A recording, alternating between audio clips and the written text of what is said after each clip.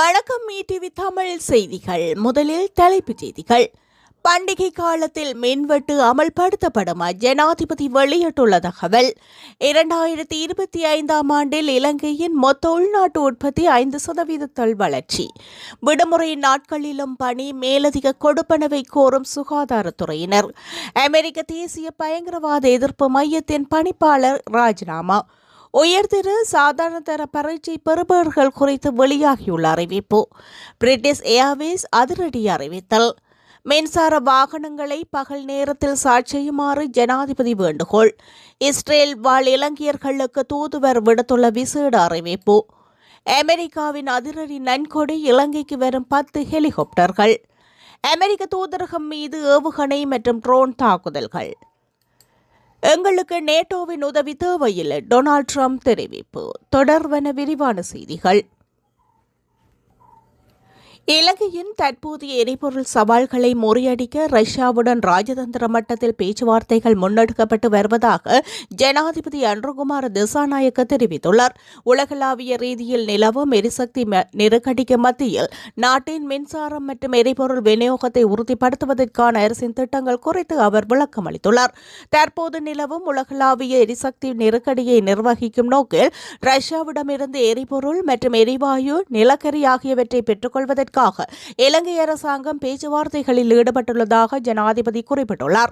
இதுகுறித்து அவர், 2 நாடுகளுக்கும் இடையிலான இத்தகைய உடன்படிக்கைகளை அரசாங்கங்களுக்கு இடையில் உத்தியோகபூர்வ நடைமுறைகளை கொண்டவை. எனவே இவற்றை உடனடியாக முடிவுக்கு கொண்டுவர முடியாது. இதற்கு சற்று கால அவகாசம் தேவைப்படும் என சுட்டிக்காட்டியுள்ளார். காலதாமதம் குறித்து எழும் விமர்சனங்களுக்கு பதிலளித்த ஜனாதிபதி, தற்போதைய சூழ்நிலையானது உலகளாவிய போரினால் ஏற்பட்ட ஒரு பாரிய நெருக்கடியின் ஒரு பகுதி என்பதை வலியுறுத்தியுள்ளார். இது பொருளாதார ரீதியாக வலுவான நாடுகளையும் பாதித்துள்ளதாக அவர் நினைவுபடுத்தியுள்ளார். அத்துடன் தமிழ், சிங்கள புத்தாண்டு கால பகுதியில் மின்சார தடை ஏற்படலாம் என்ற அச்சத்தை நிராகரித்துள்ள ஜனாதிபதி, பண்டிகை காலத்தில் மின்வெட்டு அமல்படுத்தப்பட மாட்டாது என உறுதியளித்துள்ளார். 2025 ஆண்டின் 4வது காலாண்டு மற்றும் முழு ஆண்டுக்கான மொத்த உள்நாட்டு உற்பத்தி மதிப்பீடுகளை தொகை மதிப்பு மற்றும் புள்ளி விவரவியல் திணைக்களம் வெளியிட்டுள்ளது. அதன் அறிக்கையின்படி 2024 ஆண்டில் நிலையான விலையில் 12 மில்லியன் ரூபாவாக பதிவாகியிருந்த உள்நாட்டு மொத்த உற்பத்தி 2025 ஆண்டில் 13 மில்லியன் ரூபாய் வரை அதிகரித்துள்ளது. இது 5% வளர்ச்சி என குறிப்பிடப்பட்டுள்ளது. பொருளாதாரத்தின் பிரதான 3 துறைகளான விவசாயம், கைத்தொழில் மற்றும் சேவைகள் முறையே 2025 ஆண்டில் 1.4%, 7.8% மற்றும் 3.3 என்ற விகிதத்தில் வளர்ச்சி அடைந்துள்ளதாக குறிப்பிடப்பட்டுள்ளது.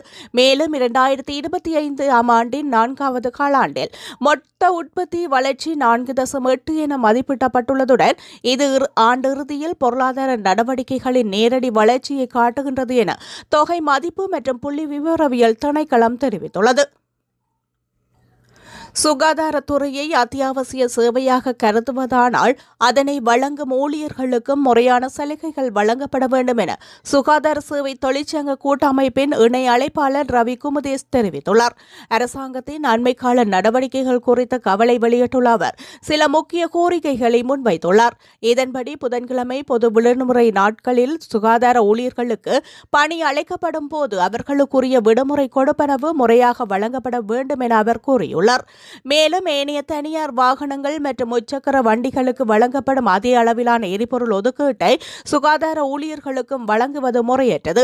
தடையில்லா சேவையை உறுதிப்படுத்த சுகாதாரத்துறைக்கு என பிரத்யேக எரிபொருள் ஒதுக்கீட்டு முறை அறிமுகப்படுத்தப்பட வேண்டும். அத்துடன் ஏனைய துறைகளுக்கு விடுமுறை அளித்துவிட்டு சுகாதாரத்துறையினரை மட்டும் வழமை போல் பணியாற்றுமாறு கோருவது முரணானது. மேலும் நோயாளர்களுக்கு விடுமுறை நாட்களில் சிகிச்சை தேவைப்படாது என அதிகாரிகள் கருதுகிறார்களா என அவர் கேள்வி எழுப்பியுள்ளார். கூடுதல் பலன்களின்றி ஊழியர்களை விடுமுறை நாட்களில் பணியாற்ற வைத்தால் அதன் விளைவுகளுக்கு அரசாங்கமே பொறுப்பேற்க வேண்டும் என தொழிற்சங்கங்கள் எச்சரிக்கை விடுத்துள்ளன. அமெரிக்காவின் தேசிய பயங்கரவாத எதிர்ப்பு மையத்தின் பணிப்பாளர் ஜோசப் ஹென் தனது பதவியை ராஜினாமா செய்துள்ளார். ஜனாதிபதி டொனால்ட் ட்ரம்பிற்கு அனுப்பியுள்ள தனது ராஜினாமா கடிதத்தின் மூலம் தற்போதைய ஈரானின் போரின் பின்னணியில் உள்ள சகிப்புத்தன்மை குறித்த மேலதிக உண்மைகள் அவரை வெளிப்படுத்தியுள்ளதாக வெளிநாட்டு ஊடகங்கள் செய்தி வெளியிட்டுள்ளன. டொனால்டு டிரம்பின் முதலாவது பதவிக்காலத்தின் போது முடிவில்லா போர்களில் அமெரிக்காவை சிக்க வைக்காமல் ராணுவ பலத்தை எவ்வாறு தீர்க்கமாக பயன்படுத்துவது என்பது குறித்து அவருக்கு சிறந்த புரிதல் இருந்ததாக கெனட் சுட்டிக்காட்டியுள்ளார். எவ்வாறாயினும் டிரம்பின் இரண்டாவது பதவிக்காலத்தின் ஆரம்பத்திலேயே உயர் இஸ்ரேலிய அதிகாரிகள் மற்றும் அமெரிக்க ஊடகங்களில் உள்ள செல்வாக்குமிக்க குழுக்கள் இணைந்து மிகவும் நுணுக்கமான முறையில் தவறான தகவல்களை பரப்பும் பிரச்சாரத்தை முன்னெடுத்ததாக அவர் குற்றம் சுமத்தியுள்ளார். இதன் மூலம் டிரம்பின் அமெரிக்காவிற்கே முதலிடம் என்ற கொள்கை முழுமையாக முடக்கி ஈரானுடன் ஒரு போரை உருவாக்குவதற்கு தேவையான சூழலை அவர்கள் ஏற்படுத்தியதாக கூறுகின்றார். ஈரானிடமிருந்து அமெரிக்காவிற்கு உடனடி அச்சுறுத்தல் இருப்பதாகவும் இப்போது தாக்குதல் நடத்தினால் மிக விரைவான வெற்றியை பெறலாம் என்று டிரம்ப் ஏமாற்றப்பட்டுள்ளதாக அந்த கடிதத்தில் தெரிவிக்கப்பட்டுள்ளது. இது கடந்த காலத்தில் அமெரிக்காவை ஈராக் போரில் சிக்க வைப்பதற்காக இஸ்ரேல் பயன்படுத்திய தந்திரம் என்றும் ஜோகேன் தனது கடிதத்தில் கடுமையாக வலியுறுத்தியுள்ளார். 45 வயதான ஹெண்ட் அமெரிக்காவின் விசேட பணியணை மற்றும் CIA ஆகியவற்றின் அனுபவமிக்க அதிகாரி ஆவார். இராணுவ வீராங்கனையான இவரது மனைவி ஷார் கெனட் 2019 ஆண்டு சிரியாவில் இடம்பெற்ற தற்கொலை குண்டு தாக்குதலில் உயிரிழந்தமையும் குறிப்பிடத்தக்கது. 2025 ஆண்டுக்கான கல்வி பொதுத்தராதர உயர்தர பரீட்சை பெறுபவர்கள் எதிர்வரும் தமிழ் சிங்கள புத்தாண்டிற்கு முன்னதாக வெளியிடப்படும் என பரீட்சைகள் ஆணையாளர் நாயகம் இந்திகா குமாரி லியனகே தெரிவித்துள்ளார். உயர்தர பரீட்சை முடிவுகளை வெளியிடுவதற்கான இறுதிக்கட்ட பணிகள் தற்போது நிறைவடைந்த நிலையில் உள்ளன. எனவே புத்தாண்டு கொண்டாட்டங்களுக்கு முன்னதாகவே மாணவர்கள் தமது முடிவுகளை பெற்றுக்கொள்ள முடியும் என அவர் குறிப்பிட்டுள்ளார். கல்வி பொதுத்தராதர சாதாரணதர பரீட்சைக்கான விடைத்தாள் மதிப்பீட்டு பணிகள் ஏற்கனவே ஆரம்பிக்கப்பட்டுள்ளன. சாதாரண தர பரீட்சைக்கான செயன்முறை பரீட்சைகள் ஏப்ரல் மாதத்தின் பிற்பகுதியில் நடத்துவதற்கு திட்டமிடப்பட்டுள்ளது. செயன்முறை பரீட்சைகள் நிறைவடைந்தவுடன் சாதாரண தர பரீட்சை பெறுபவர்களையும் விரைவாக வெளியிடுவதற்கு தேவையான நடவடிக்கைகள் எடுக்கப்படும் என அவர் மேலும் குறிப்பிட்டுள்ளார். வரவிருக்கும் குளிர்காலத்தை முன்னிட்டு பிரிட்டிஷ் ஏர்வேஸ் இலங்கைக்கான விமான சேவைகளை ஆரம்பிக்க உள்ளதாக அறிவித்துள்ளது. அதன்படி 2026 அக்டோபர் 23 முதல் லண்டன் ஹெட்விட் விமான நிலையத்திலிருந்து இலங்கைக்கு வாரத்திற்கு 3 முறை நேரடி விமான சேவைகள் முன்னெடுக்கப்படும். இந்த விமான சேவைகளுக்கான பயணச்சீட்டு விற்பனைகள் நேற்று ஆரம்பமாகியுள்ளது. இலங்கையிலிருந்து லண்டனுக்கு நேரடி விமான சேவைகளை முன்னெடுக்கும் ஒரே விமான சேவையாக ஸ்ரீலங்கன் ஏர்லைன்ஸ் மாத்திரமே தற்போது காணப்படுகிறது மையம் குறிப்பிடத்தக்கது. நாட்டில் நிலவும் மின்சார தேவையை சீராக முகாமைத்துவம் செய்யும் நோக்கில் மின்சார வாகன உரிமையாளர்களுக்கு ஜனாதிபதி அன்ருகுமார திசாநாயக்க விசேட கோரிக்கையொன்றை முன்வைத்துள்ளார். தற்போதுள்ள மின்சார பயன்பாடு நிலவரத்தை கருத்தில் கொண்டு மின்சார வாகனங்களை மதிய நேரங்களில் மின்னேற்றம் செய்யுமாறு அவர் கேட்டுக் கொண்டுள்ளார். தினமும் 6 மணி முதல் 10 மணி வரை மின்சாரத்திற்கான கேள்வி மிக அதிகமாக காணப்படுகின்றது. மாலை வேளைகளில் மின்சார வாகனங்களை மின்னேற்றம் செய்வதன் காரணமாக தேசிய மின்வெட்டு கட்டமைப்பிற்கு சுமார் 300 மெகாவாட் மேலதிக சுமை ஏற்படுவதாக அதிகாரிகள் சுட்டிக்காட்டியுள்ளனர். பகல் நேரங்களில் சூரிய சக்தி உள்ளிட்ட புனர் நிர்மாணிக்கத்தக்க எரிசக்தி மூலம் அதிக அளவு மின்சாரம் உற்பத்தி செய்யப்படுவதால் அந்த நேரத்தை பயன்படுத்தி வாகனங்களை மின்னேற்றம் செய்வது மிகவும் பொருத்தமானது என ஜனாதிபதி சுட்டிக்காட்டியுள்ளார். தற்போதுள்ள திட்டங்களின்படி மின்வெட்டுகளை நடைமுறைப்படுத்தும் எண்ணமில்லை என்றும், எனினும் மத்திய கிழக்கில் நிலவும் போர் சூழல் நிச்சயமற்ற காரணிகளால் எதிர்கால தீர்மானங்கள் அமையலாம் எனவும் அவர் மேலும் தெரிவித்துள்ளார். சிறந்த எரிசக்தி முகாமைத்துவத்திற்காக விரைவில் ஸ்மார்ட் மீட்டர் அறிமுகப்படுத்தப்பட உள்ளதோடு அதன் மூலம் பகல் மற்றும் இரவு நேரங்களுக்கு தனித்தனியான கட்டண முறைமைகளை அறிமுகப்படுத்தவும் அரசாங்கம் திட்டமிட்டுள்ளது என அவர் சுட்டிக்காட்டியுள்ளார். விடுமுறை மற்றும் இதர காரணங்களுக்காக இஸ்ரேலில் இருந்து வெளியேறியுள்ள பணியாளர்களின் விசா காலம் 2026 ஏப்ரல் 30 வரை நீடிக்கப்பட்டுள்ளதாக இஸ்ரேலுக்கான இலங்கை தூதுவர் நிமல் பண்டார தெரிவித்துள்ளார். இந்த தீர்மானத்தின்படி 2026 பிப்ரவரி 28 முதல் ஏப்ரல் 21 வரையான காலப்பகுதிக்குள் காலாவதியான அல்லது காலாவதியாக உள்ள மீள்நுழைவு விசாக்கள் தானாகவே ஏப்ரல் 30 வரை நீடிக்கப்படும் என்பதுடன் இதற்காக தனியாக விண்ணப்பிக்க வேண்டிய அவசியம் இல்லை எனவும் குறிப்பிட்டுள்ளது. புதுப்பிக்கப்பட்ட விசா செல்லுபடியாகும் காலம் இஸ்ரேலின் குடிவரவு மற்றும் குடியகழ்வு அதிகார சபையின் அமைப்பில் தோன்றும் என்பதுடன் அந்த காலப்பகுதிக்குள் எல்லைகளினூடாக மீண்டும் நுழைவதற்கு அனுமதி வழங்கப்படும் எனவும் தெரிவிக்கப்பட்டுள்ளது. இதேவேளை ஹிஸ்புல்லா அமைப்பு மற்றும் ஈரான் ஆகிய இஸ்ரேல் மீது மீண்டும் தாக்குதல்களை நடத்தும் அபாயம் இருப்பதாக எச்சரிக்கை விடுக்கப்பட்டுள்ளதாக நிமல் பண்டார தெரிவித்துள்ளார். குறிப்பாக இஸ்ரேலின் வடக்கு பகுதிகளில் உள்ள பொருளாதார மற்றும் ராணுவ இலக்குகள் மீது ஒரே நேரத்தில் தாக்குதல்கள் நடத்தப்படலாம் என அந்த நாட்டு பாதுகாப்பு படை பிரிவின் மக்களுக்கு அறிவித்துள்ளனர். அதன்படி அந்த பகுதிகளில் வசிக்கும் மக்கள் பாதுகாப்பு அறிவுறுத்தல்களை பின்பற்றுமாறும் அபாய எச்சரிக்கை சத்தம் கேட்கும் சந்தர்ப்பங்களில் அருகிலுள்ள பாதுகாப்பான இடங்களுக்கு சில விரைவான நடவடிக்கைகளை எடுக்குமாறும் கோரப்பட்டுள்ளனர்.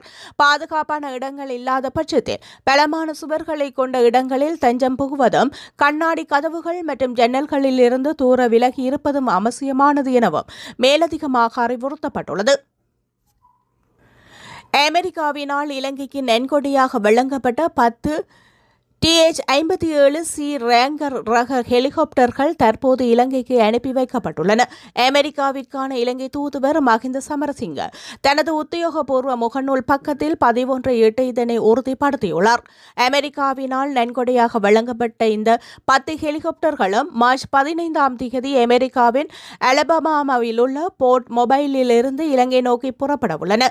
இவை இந்த ஆண்டு மே மாதம் 24 நாட்டை வந்தடையும் என பார்க்கப்படுகின்றது. பெல் 206B3 ஜெட் ரேங்கர் ரகத்தின் ராணுவ பதிப்பான இந்த ஹெலிகாப்டர்கள் இலங்கை விமானப்படையிடம் ஒப்படைக்கப்பட உள்ளன. தற்போதுள்ள பெல் 206 மாடல்களுடன் இந்த ஹெலிகாப்டர்களையும் இணைப்பதன் மூலம் உயர்தர விமான பயிற்சி, பேரிடர் கால துரித செயற்பாடுகள் மற்றும் தேடுதல் மற்றும் மீட்பு பணிகள் உள்ளிட்ட முக்கிய பொது பயன்பாட்டு நடவடிக்கைகளுக்கான திறனை அதிகரிக்க முடியும் என எதிர்பார்க்கப்படுகிறது. இந்த ஹெலிகாப்டர்கள் கணிசமான அளவில் நவீனமய படுத்தப்பட்டுள்ளதாகவும் இந்த நன்கொடையானது அமெரிக்கா மற்றும் இலங்கைக்கு இடையிலான நீண்டகால பங்காளித்துவத்தையும் பிராந்திய பாதுகாப்பு மற்றும் மனிதாபிமான உதவிகளுக்கான அர்ப்பணிப்பையும் பலப்படுத்துவதாகவும் மஹிந்த சமரசிங்க தெரிவித்துள்ளார். இந்த ஹெலிகாப்டர்களை பார்வையிடுவதற்காக இலங்கை விமானப்படையின் தூதுக்குழு ஒன்று கடந்த ஜனவரி மாதம் அமெரிக்காவிற்கு விஜயம் செய்திருந்தது. இந்த பெறுமதியான நன்கொடைக்காக இலங்கை தனது மனமார்ந்த நன்றியை அமெரிக்காவிற்கு தெரிவித்துக் கொள்வதாக மஹிந்த சமரசிங்க மேலும் குறிப்பிட்டுள்ளார். ஈராக்கில் உள்ள அமெரிக்க தூதரகம் மற்றும் ராஜதந்திர தளம் ஒன்றின் மீது நேற்று மீண்டும் ஏவுகணை மற்றும் ட்ரோன் மூலமான தாக்குதல்கள் நடத்தப்பட்டுள்ளதாக பாதுகாப்பு வட்டாரங்கள் தெரிவித்துள்ளன. நேற்று அதிகாலை நடத்தப்பட்ட தொடர் தாக்குதல்களை தொடர்ந்து இந்த தாக்குதல்கள் முன்னெடுக்கப்பட்டுள்ளன. பக்தாத்தில் உள்ள அமெரிக்க தூதரகத்தை குறிவைத்து ஏவுகணை மற்றும் வெடிபொருட்கள் ஏற்றிய ட்ரோன் மூலம் தாக்குதல் நடத்தப்பட்டதை அடுத்து அங்கு அபாய எச்சரிக்கை ஒலிகள் எழுப்பப்பட்டதுடன் தூதரக வளாகத்திற்கு அருகில் பலத்த வெடிப்பு சத்தமும் கேட்டதாக பாதுகாப்பு தரப்பினர் உறுதிப்படுத்தியுள்ளனர். இஸ்ரேல் நடத்திய தாக்குதலில் ஈரானின் தேசிய பாதுகாப்பு சபை செயலாளர் அலி ஜெனரியானி கொல்லப்பட்டதை ஈரான் உறுதிப்படுத்தியுள்ளது. ஈரானின் உயர்மட்ட தேசிய பாதுகாப்பு சபை இன்று வெளியிட்டுள்ள அறிக்கையில் லெரியானின் மரணத்தை உறுதிப்படுத்தியுள்ளதுடன் ஈரான் நாட்டிற்காக அவர் ஆற்றிய சேவைகளையும் பாராட்டியுள்ளது. ஈரானின் முக்கிய பாதுகாப்பு அதிகாரியான அலி லெரியானி கொல்லப்பட்டதாக இஸ்ரேலிய பாதுகாப்பு அமைச்சு நேற்று அறிவித்திருந்தது. ஈரானின் பாதுகாப்பு தொடர்பான தீர்மானங்களை எடுக்கும் மிக முக்கியமான நபராக அவர் விளங்கியதால் அவரது மரணம் தற்போதைய போர் சூழலில் பெரும் தாக்கத்தை ஏற்படுத்தும் என எதிர்பார்க்கப்படுகின்றது. அலி லெரியானி 2025 ஆகஸ்ட் மாதம் ஈரானின் தேசிய பாதுகாப்பு சபையின் செயலாளராக நியமிக்கப்பட்டார். அத்துடன் அவர் ஈரான் ஜனாதிபதியினதும் மற்றும் மறைந்த ஈரானின் உச்ச தலைவர் அயத்துல்லா அலி கமேனியினதும் பிரதிநிதியாகவும் பணியாற்றியுள்ளார் என்பதும் குறிப்பிடத்தக்கது. ஈரான் மீதான ராணுவ நடவடிக்கையில் அமெரிக்காவின் நேட்டோ நட்பு நாடுகள் மற்றும் ஏனைய கூட்டாளிகளின் தங்களை ஈடுபடுத்திக் கொள்ள விரும்பவில்லை என அமெரிக்க ஜனாதிபதி டொனால்ட் ட்ரம்ப் சாடியுள்ளார். தமது ட்ரூத் சோஷியல் தளத்தில் இது குறித்து அவர் பதிவொன்றை வெளியிட்டுள்ளார். அமெரிக்கா இனி நட்பு நாடுகளின் உதவியை எதிர்பார்க்கவில்லை என்றும் உண்மையில் தங்களுக்கு அவர்களின் உதவி தேவையில்லை என்றும் அவர் காரசாரமாக தெரிவித்துள்ளார். ஈரானுடனான போரில் நேட்டோ நாடுகள் தங்களை ஈடுபடுத்திக் கொள்ள தயங்குவதாக டொனால்ட் குறிப்பிட்டுள்ளார்.